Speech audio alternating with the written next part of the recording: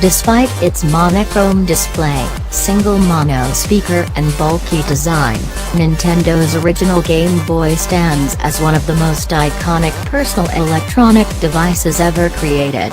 It boasted a library of 8-bit games to rival Nintendo's own home console and dominated technically superior devices such as the Sega Game Gear and Atari Lynx. When Nintendo replaced it, the original survived as an instrument for chiptune artists. Hell, it was tough enough to survive the Gulf War. The Game Boy is a masterpiece. And Hyperkin's brought it back for CES 2018.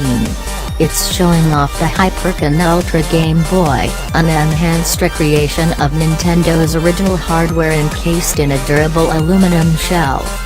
At first blush, the Ultra Game Boy looks like a heavier Game Boy Pocket with a backlight mod, and for the most part, it feels that way too.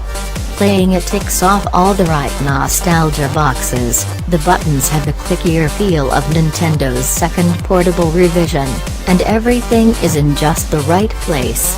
It even plays game cartridges just as well as the original did, albeit with a blue cast thanks to the colored backlight.